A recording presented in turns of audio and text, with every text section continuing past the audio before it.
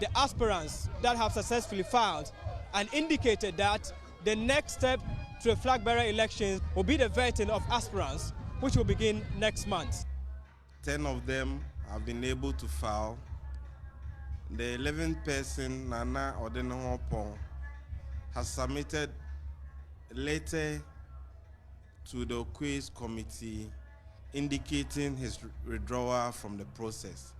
So far, the 10 people are Mr. Boache Jakon, Mr. Lankojo Chamatin, the Vice President, His Excellency Dr. Mahmoud Baumia, Mr. Kojo Poku, Dr. Kofi Kunedua Preku, Dr.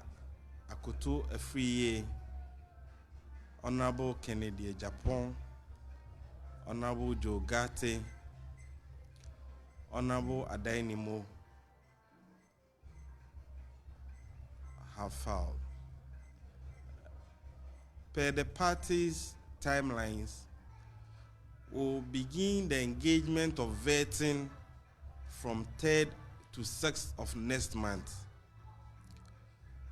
When this process ends, the party will get to know whether there will be special electoral college or otherwise.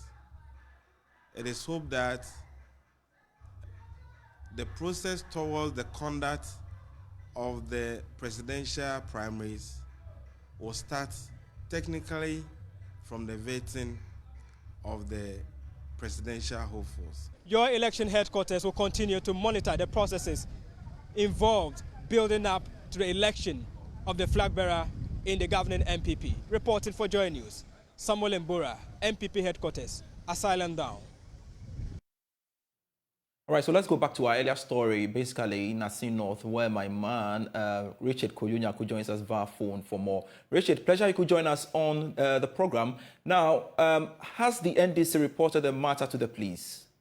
Well, so they are here to report the matter to the police. It was a news conference that was organized today by Baba Jamal, a leading member of the National Democratic Congress. So he said that they were initiating the process to contact the security agencies to get them to the guest house he's referring to, where attacks have been camped in that particular guest house, that he or the NDC foresee they will be there to foment trouble. And that is indeed their stronghold. And so they want to do everything to protect their interests in that particular situation. Assin North must be busy now. Can you tell us what the NPP and, of course, the NDC are up to for today? It's just like bees making honey. Very busy. The NDC are on their own path, the NPP on another path as well. So for the NPP, they have a rally. A few minutes from now, the rally will kickstart. The president, we are told, is in town. The vice president, we are told, he's also in town. And other leading figures of the New Patriotic Party. In fact, these are last-minute moments to push them to vote from the voters in the Assin North constituency. On the side of the NDC, they also have what is called a radio rally. In fact, that is what they would also be doing to also shore up their votes in that particular constituency. But aside from that, there are other strategies that they have put in place. And so in every community, in every town, they have made themselves visible there. So you can tell that when they go to the places, they tend to eat with them, they tend to associate with them. Even in their farms, when they get there and the people are not home, they will get to their farms and then speak with them in a desperate attempt to woo their vote. We are barely 48 hours to the election, and they are doing everything they can to win that particular seat. Let's talk about the electorates or the constituents. How are they gearing up for the elections come Tuesday? For them, it's an interesting moment for them. It's a development agenda. They feel that has come their way because now the places within the constituency, they are all being developed. It's rained consistently for 5 days, and the contractors that are working there, they are trying previously to apply some kind of gravel and the other things on the way. There are roads that have already been cut, but they are also making frantic efforts to also tar the other roads that they are currently working on ahead of the election. And so the constituents, they are eye-watching, they are ball-watching, they are looking at what they are doing. For now, you cannot even tell who is winning what or something because all of them, they are all making a move. They are making efforts to ensure that they get this particular thing.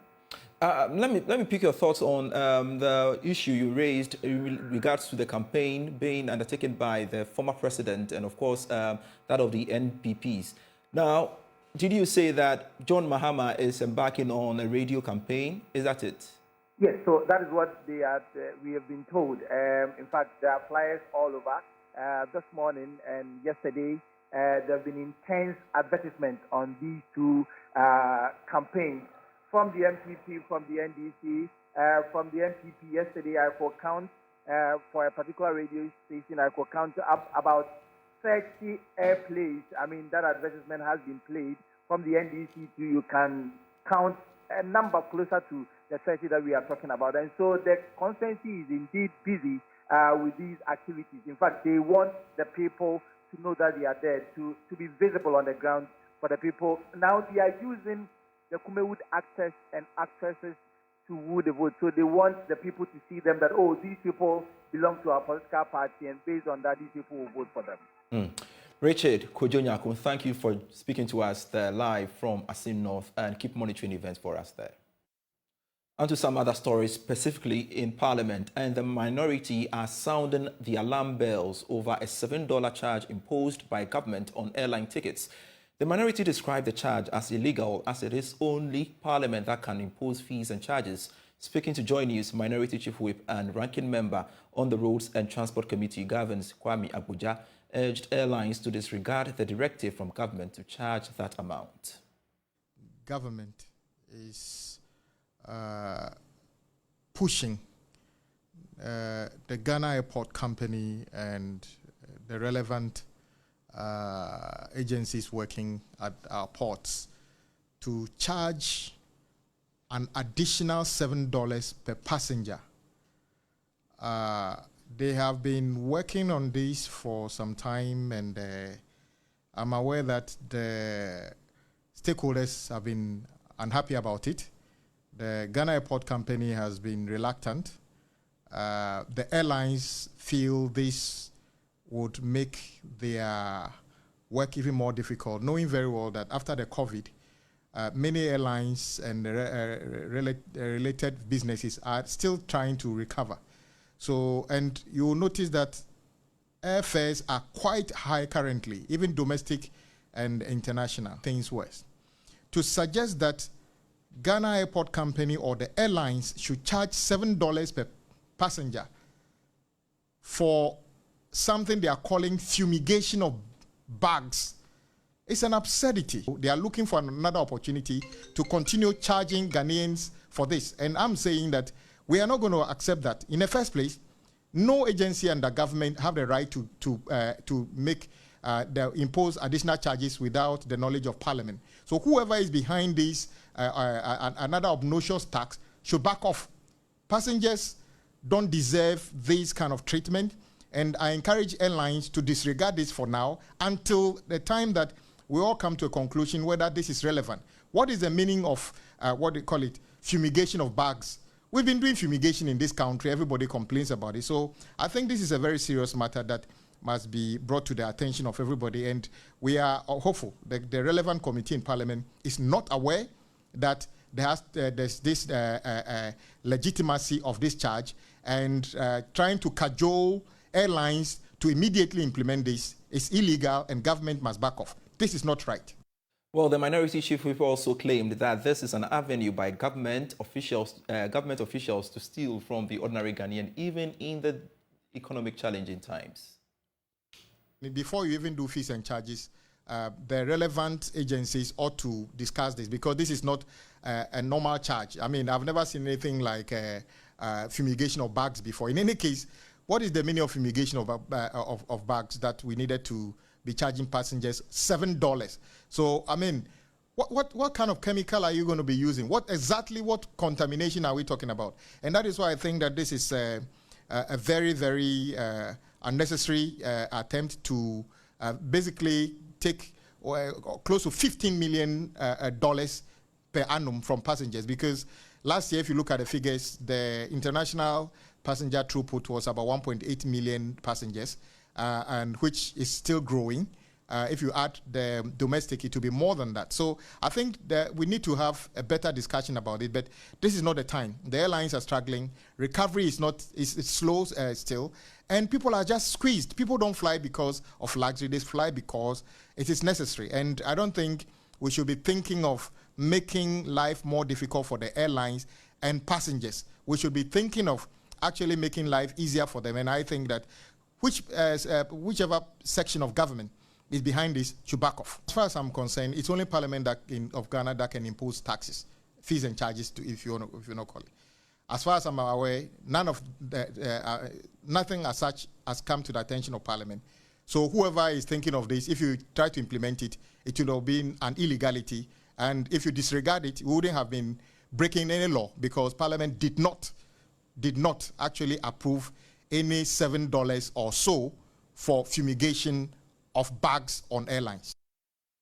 On to some other stories, and deplorable roads at Gulf City, Sakibediakon and its environs in the Katamanso municipality have further deteriorated due to perennial flooding. The deplorable state of the roads is adversely impacting the lives and livelihoods of thousands of residents who say they feel neglected after many cries for help. My colleague Carlos was in the community earlier and has come through with this report. This is not a pond or a dump site. It is a main road in the heart of Gulf City, a fairly planned settlement in the Katamanso municipality. One of the many craters on the Gulf City to Bombaria Road. Lot of skills required to successfully drive through this body of water. Those who do not have it just turn around. Some, however, there without the required skills, they end up like this tricycle, loaded with rubbish, headed to the Kpone landfill site, but spills its garbage here. Others, like this taxi driver who needs a push to see through, says the impact on their livelihoods is immeasurable. Blessed day, we cannot even work as a normal working days that we used to work. Normally we go like 15 trips, 20 trips, but today we cannot go. Even most of the cars have even stopped working. In fact, it has actually affected our income. We have families that we take care of. We are in the rented rooms. An officer from the Environmental Protection Agency, EPA, Johnson Ade, who chanced on this, shared some environmental concerns. For the rubbish, it has a lot of implication. This rubbish, the way you see it, it contains, we don't know what is in there. There can be fecal matter. There can be all kinds of things. And when they stay in there, they will get into people's homes. They will be in there, they will decay. They will start causing havoc to the community. So if there is any water body here, all these contaminants, the pollutants will get into it. And the water bodies, we have cattle grazing. They drink from the water body. So when they drink from the water body, we in turn eat this cattle. And this thing will bioaccumulate in them and it will get into humans. So it's a very, very, very important issue to protect public health. Apart from environmental impact, the huge decline on the road usage due to its deplorable nature is affecting the many small businesses dotted along the road. Me organizer, the John Edu. Most of the also, Yakwana say, I never sent you bed Maquan coffee. First, the year met me 1.5, and the whole Metiamo. Only one type of pump 2 cities, the Concola Sophie. The banks are missing my Concolano. Because of Quania Santi, Cabian, Nippon Pontimim, and Betuadino. Uncle Coco by 8, 9, Nasa, and so say at midnight by 11 to 12. It's a 1 week in the back shop by Juma Biamba. A quina saying to be on to me and Ras shop no. It's a mayor dance and I met whom, Mafia mi bamone, Mikuna and Amabuano. Fusina is a resident. She tells Joy News what some pregnant women go through on the road. It has a lot of impact on people. Personally, I know a neighbor who was in labor, but because of the state of the road, she couldn't have a baby. And then someone was sick, like very sick, and then they were rushing the person to the hospital. The person almost lost his life. The assemblyman for the Mlechakpo electoral area, Isaac Newton Tete, says they feel neglected. We feel neglected in the entire community because the state of our roads are so embarrassing that you don't understand what's happening. Look, we have used several means to get authorities or duty bearers to fix this road, and it's bearing no fruit.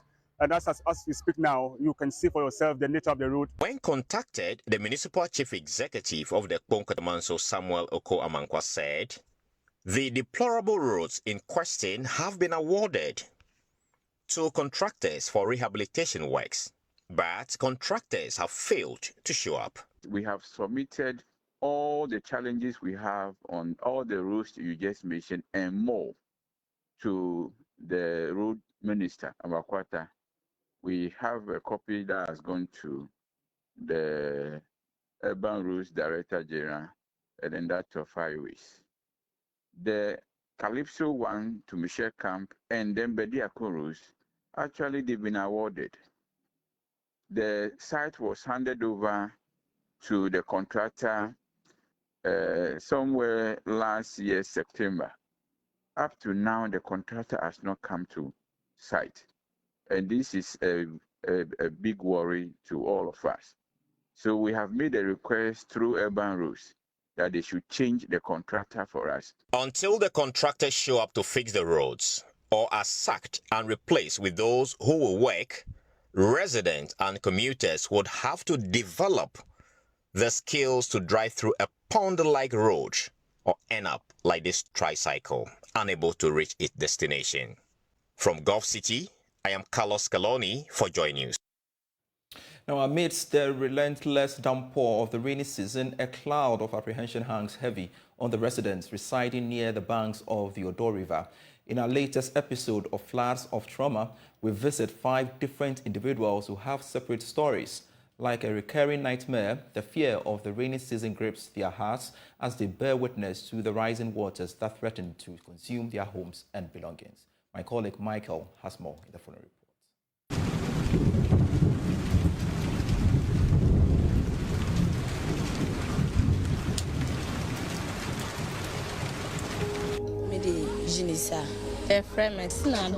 My name is Tete Hifford.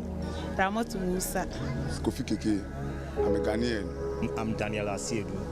In a tale woven by the relentless rain, 5 individuals find themselves united across desperate locations, bound together by a shared harrowing ordeal. Living close to the Odo River that flows through Accra, they stand as witnesses to the havoc wreaked upon their homes and cherished shops caught in the unforgiving grip of flooding waters.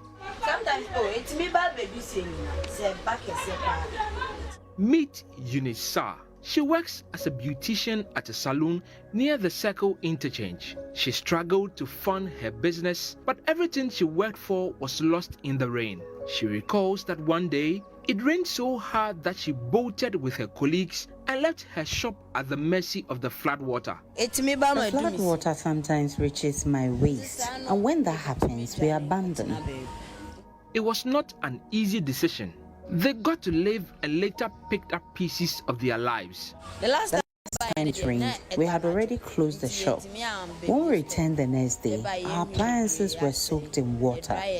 We are scared, but we have nowhere to go. The only option is to endure.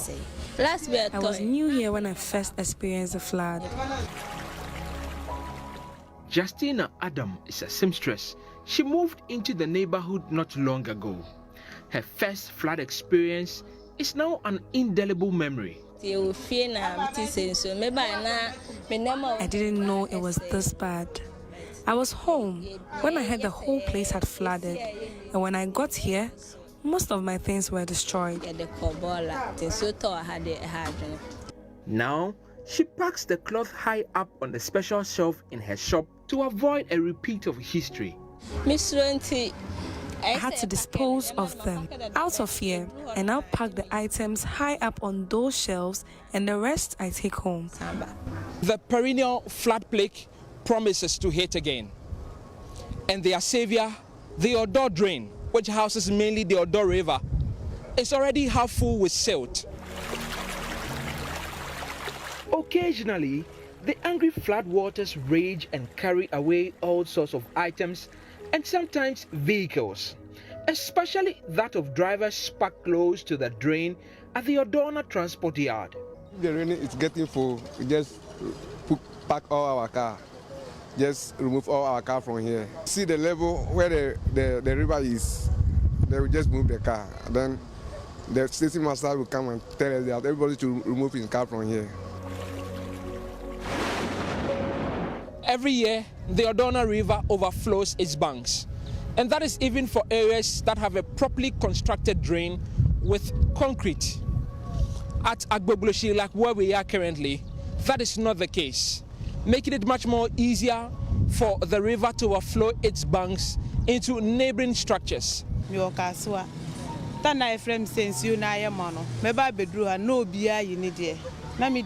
Ramatu Musa, a vendor of spices, operates her business just a stone throw away from the drain. The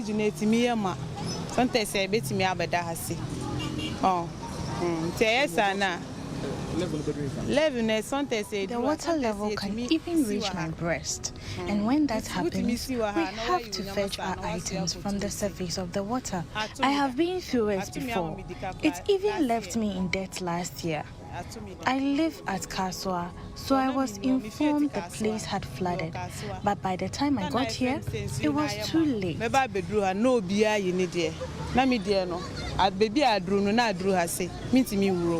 Now, she's neck deep in debt, hoping to dig herself out one day.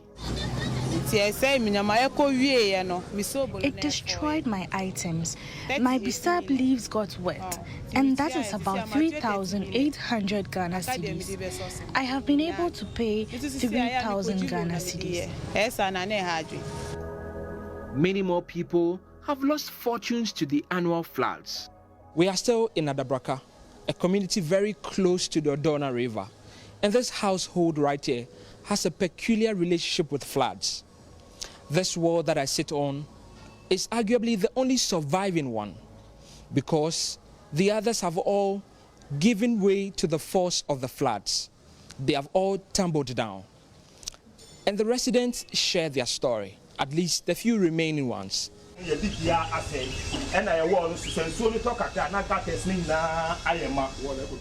Adabraka, we met two brothers, Kofi Keke and Daniel Asiedu. Their house now floods after every heavy downpour. More recently, the force of the water collapsed their walls. Last year, the flood came, and it came around 2:25 p.m. or a.m. Yeah, but I heard boom at once, and I realized what is happening. I think it's the thunder, but I came from my room, and I see there's plenty water around here. It come and reach my ear, but I can't come out.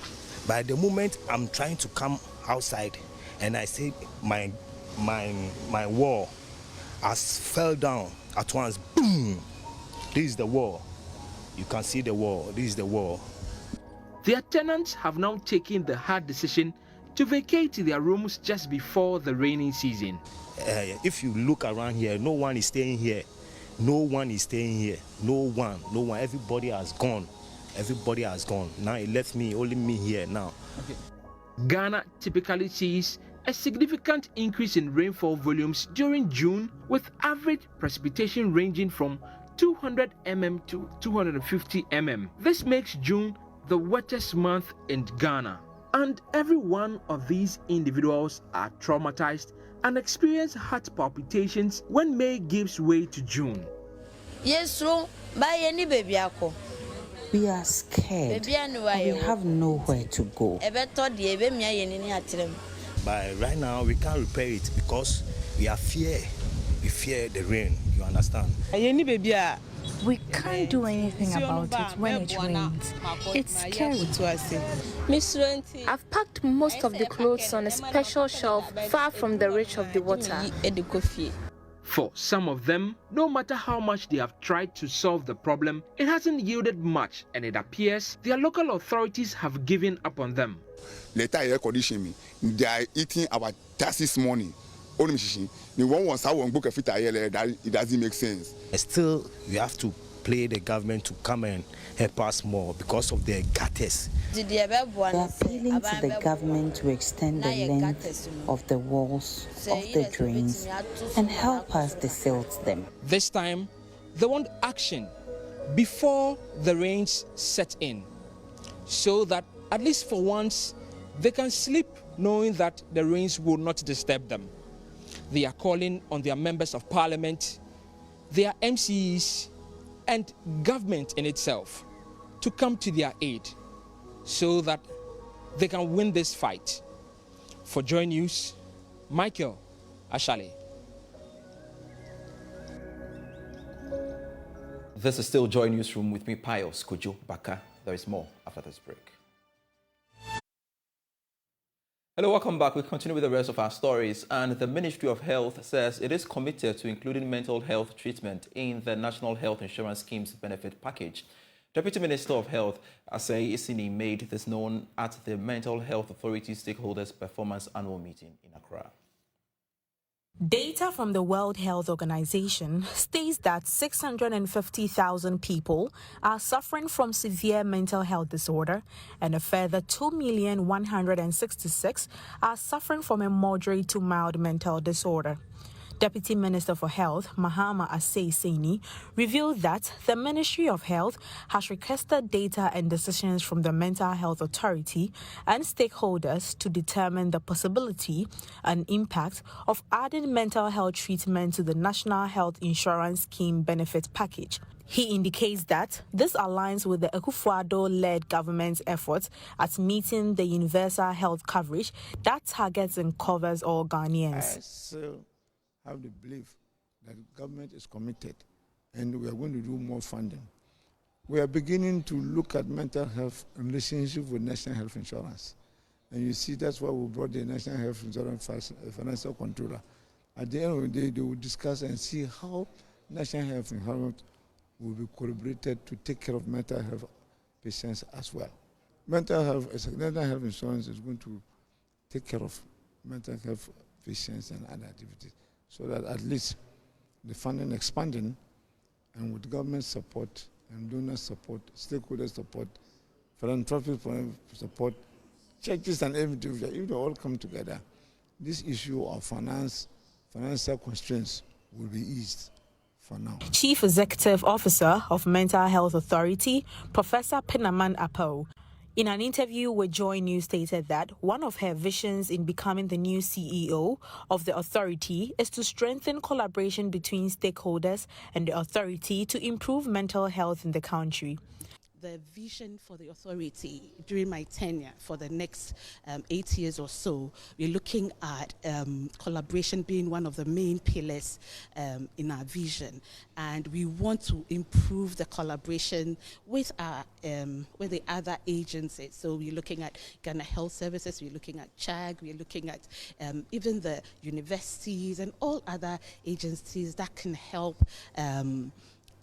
us achieve our goal, basically. And our major goal, our main goal, if our basic goal, should I say, is to bring mental health care to the doorstep of the ordinary Ghanaian. That's what we're trying to do. So we think that instead of all the agencies working individually, or what we call in silos, if we come together and collaborate, then we would have a better effect in providing these mental health needs for mental health care for the people of Ghana. The stakeholders' engagement will give the authority an opportunity to review their performance against their set targets, major achievements, and challenges which had an impact on their operations during the year. For Joy News, Jacqueline Ansuma Yeboah. And to some other stories, and 10,000 children of school-going age in 10 cocoa-growing communities have received educational support from Olam Food Ingredients Ghana Limited in the last decade. This is according to the country head of Olam Food, Asari Boche, during a ceremony to present 500,000 1,000 cedis to 10 traditional authorities. Now, the company says this initiative forms part of its efforts to give back to the society. There's more in this report. The licensed buying company, LBC Olam Food Ingredients Ghana Limited, has donated an amount of 550,000 Ghana cedis to 10 traditional authorities to support the education of children in 10 cocoa-growing communities.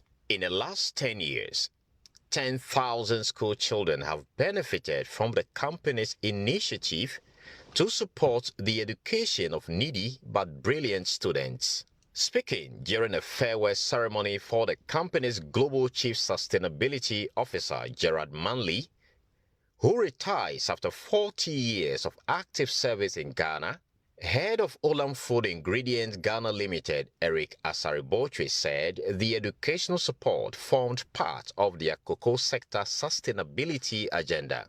These children come back. So what we have seen that the impact, they come back to their parents and they are able to really make sure that all the farm education, whether it is in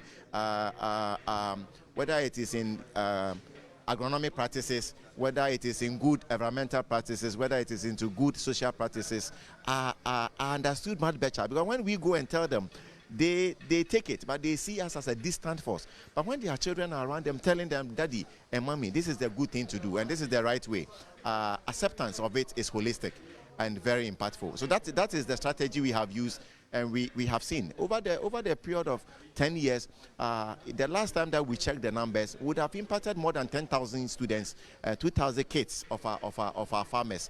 Meanwhile, Chief Executive Officer of Cocoa Board, Joseph Edu, has commended Olam's outgoing Global Chief Sustainability Officer, Gerard Manley, for his immense contributions to the growth and sustainability of Ghana's cocoa industry. The man we are celebrating here today, I call him as a Ghanaian. He's part of us for very various reasons. Apart from the business, Jerry Manley has a special passion towards farmers in Africa. So about 1.5 decades ago, when it became clear that the market was not being fair to producers, he was one of the strongest pillars who advocated for sustainability programs. A sustainability program here just means that they have to go and support the farmer to improve upon the farmer's income and livelihood. So when you see all these traceability programs and sustainability programs, to the extent that you have various programs reaching farmers to offer support, to offer technical advice, training, then one of the key players there has been Jerry Manley. Describing his time in Ghana as wonderful 40 years, Gerard Manley said while Ghana's cocoa stands out globally in terms of quality, Olam Food Ingredients Limited is concerned about farmers' living income in the country. This has been a wonderful 40 years. It's been a wonderful time working with you all. One thing about Ghana and cocoa is your techniques. The way you look after cocoa is textbook. You can write a textbook just by following the process of cocoa in Ghana. The way that it's looked after all the way at the farms, all the way through to the buying of the cocoa, the grading of the cocoa, the logistics, the moving it down to the port, the fumigation of the cocoa, the onboarding of that cocoa. And when you think about it, there is no country in the world, right, where Cocoa Board and the CMC can so well work together to make sure that whatever cocoa goes into a warehouse, the buyers overseas are happy to accept the quality of that cocoa. There's no other country that can do that. We know that farmers do not get the right price for the labours that they put into their farms. So yes, we have spent a lot of time. We have a lot of agronomists. We have a lot of experience. And what we want to do is really make sure that that experience that we've taken from around the world can be channeled so that farmers can look at really how they can increase the yields and productivity on the crops. As environmental degradation and climate change continue to threaten sustainability of the cocoa industry, policymakers have been urged by stakeholders to step up their fight to help protect the sector from total collapse. For Joy News, my name is Carlos Caloni. The man making a difference through farming, Isaac Adjawotor, has been crowned the overall winner at the maiden edition of the Joy News Impact Maker Awards. Isaac founded the Farm for Livelihood Association in Adafo. The organization, which operates in Adan East and West, generates income from farms and uses it to support fiscally challenged persons and provide scholarships for less privileged students in his community. 9 other impact makers were also recognized at the event, which took place at the Labadi Beach Hotel. Isaac Adjawotor has been interacting with Maxwell Agbagba shortly after he was declared winner. And their efforts duly acknowledged. 10 of them in a Lifetime Achievement Award. General Manager in charge of Joy Brands, Fifi Kumsin, says the Joy News Impact Makers Award is not only about recognizing the efforts of persons making positive impact in their communities, but also to inspire others to do same. Through our features and documentaries, we speak truth to power and hold governments to account, done in the supreme interest of the public.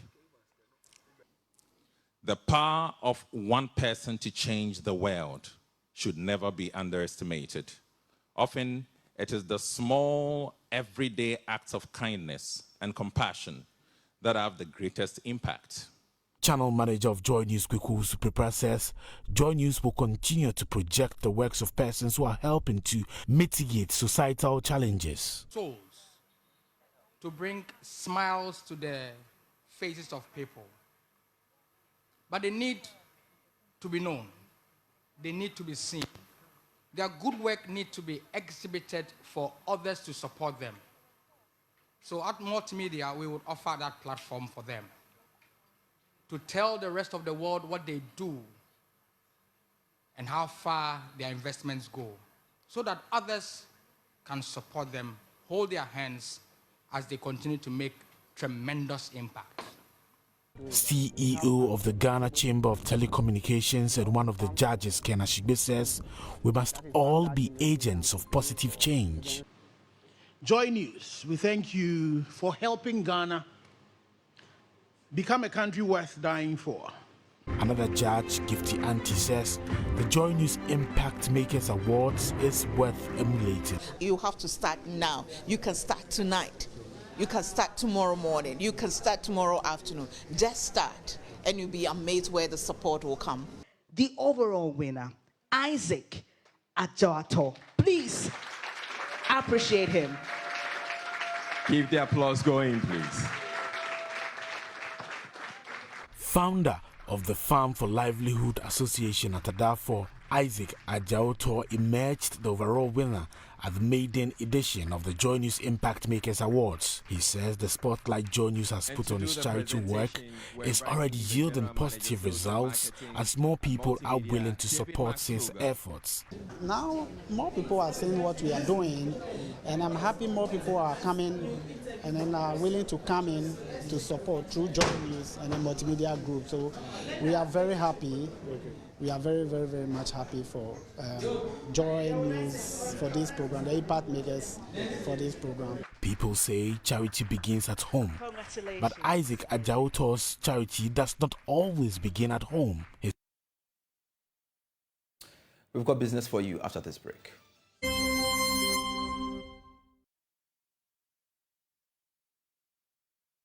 Hello, welcome to the business segment of the news. Access Bank Ghana has pledged its commitment to help improve the financial lifestyle of their customers through innovative and exciting packages.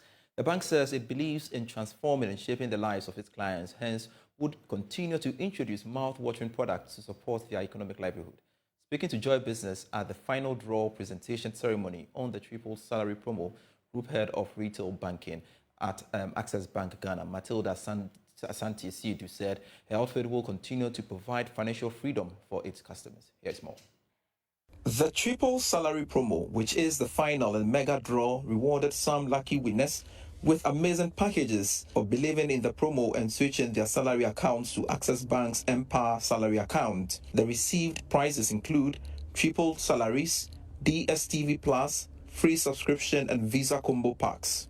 Matilda Assin is the Group Head of Retail Banking at Access Bank Ghana. The triple salary, as the name implies, is giving the customer opportunity to triple their salary, and we did this in partnership with the NLA, so it's obviously a game of chance.